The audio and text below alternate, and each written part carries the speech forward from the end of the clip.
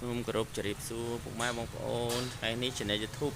ស្រីចិន្តាទិញលក់រថយន្តយើងបានរៀបចំរថយន្តសំយ៉ុងមួយគ្រឿងមកណា15កៅអីបងប្អូន15កៅអីឆ្នាំ02ដែលមានផ្លាកលេខភ្នំពេញ AQ AO 37 20គុតឡានយើងរៀបចំស្អាតហើយបងប្អូនរៀបចំស្អាតហើយតម្លៃល្មមប្រើបងប្អូនណាបងប្អូនចង់វាយដូរចង់បងរំលោះឲ្យបានគ្រប់ខេត្តក្រុងប្រភេទលក្ខណៈឡានដឹកទំនិញបងប្អូនឡានដឹកទំនិញឡាននេះយើងលេងគុជហើយបងប្អូនណាលេងគុជហើយប្រភេទសាច់ដែកមេបាតនៅស្អាតបងប្អូនណាមេបាតក្រុមនៅស្អាតកង់ថ្មី4គ្រាប់បងប្អូនណាកង់នេះលេងថ្មី4គ្រាប់តែម្ដងសិនជាសិនប្រអប់លេខអែមបងប្អូនណាឡាននេះដបោជប់បងប្អូនណាដបោជប់ស្អាតណាបងប្អូនឡានប្រភេទសាច់ដែក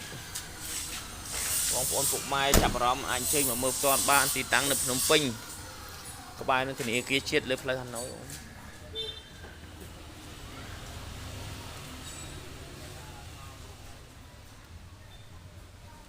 បងប្អូនទិញយកទៅប្រើប្រាស់ពិតជាមិនខកបំណងទេ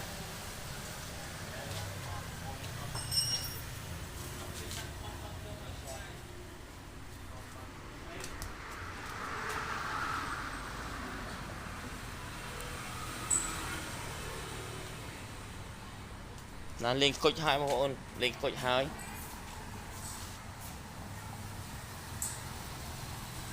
អរគុណពុកម៉ែបងប្អូនដែលបានឃើញវីដេអូនេះហើយសូមមេត្តាជួយ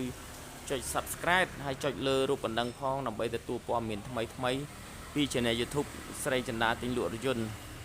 ខ្ញុំសូមអរគុណពុកម៉ែបងប្អូនជូនពរពុកម៉ែបងប្អូនមានសុខភាពល្អរកស៊ីទទួលទានមានបានបងប្អូនណា